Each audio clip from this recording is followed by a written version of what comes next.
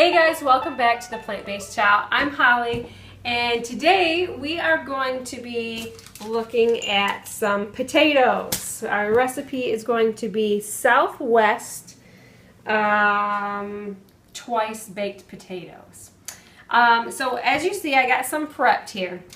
What I did this morning really is I took, I think about 9 potatoes, and I put them in the oven for about an hour. Now these are russet potatoes.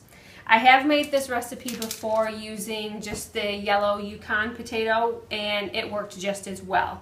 It tends to, the potato part tends to be a little bit softer, and so you have to be a little bit more careful with the skins and everything than what you have to be with the russet. But it works. You just got to be a little bit more gentle.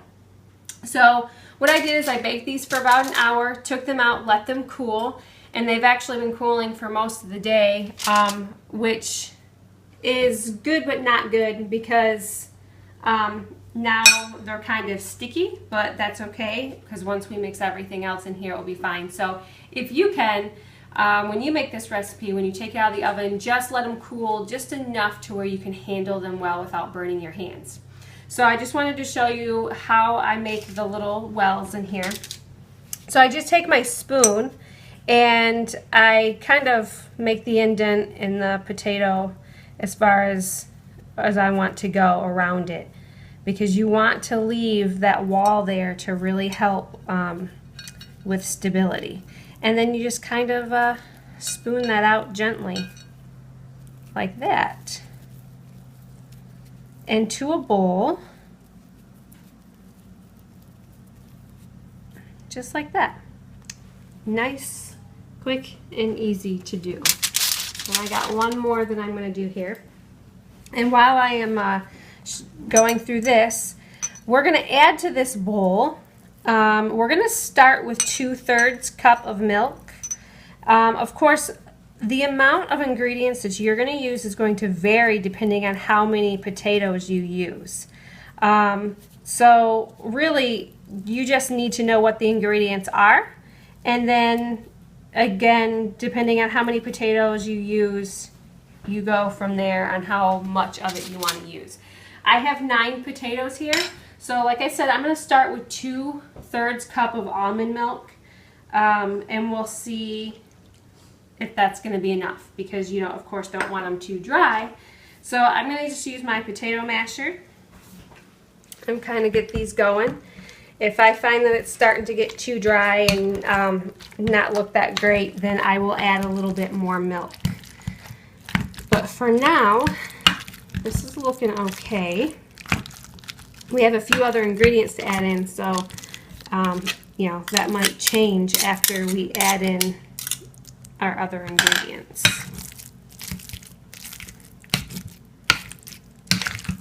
All right, good enough for that for the moment. Then we'll add in some of our other things. So in this little cup I have here, I prepared 1 teaspoon of garlic powder, 1 teaspoon of salt, a little bit of pepper to taste, and then a little bit of cayenne pepper as well. You can start with like 1/4 of a teaspoon if you like things hot. I actually have like 1/8 of a teaspoon here. I don't like spicy foods, neither do my kids. My husband loves it, so we compromise by me keeping the heat out of the food and him adding hot sauce in the end. So that's all what I have in here, and I'm just going to kind of sprinkle that in here and then mix it around really well. And again, of course, if you're only using 3 or 4 potatoes, you're going to use less salt, less garlic, all of that. So again, make sure you kind of just, if you need to mix it and then taste it and add more, that's cool. But don't start with a lot of the ingredient, because once you add, you cannot take away, of course. And then from there, I'm going to add 1 can of pinto beans. 1 can of pinto beans, and then I'm going to start with, I don't know, this is probably about 1.5 cups of frozen corn. And my bowl looks like it's almost too small. But we're gonna mix those up in here. I'm gonna switch spoons to a bigger spoon. You can also add cilantro to this. I don't have any today, so I'm not going to add cilantro. If you have dried cilantro or fresh is always better, of course. But whatever you want. Actually, I think last time I ended up adding some parsley in just because that's what I had. So it worked. Whew. All right. So there we go. There's all of our ingredients. It does look like it needs something green, doesn't it? But, and then you just refill your potatoes. This is where you get to get a little messy. Get the hands in there. So they're kind of just like you would eggs, like I used to do in the holidays for eggs. So I'm just going to fill these up.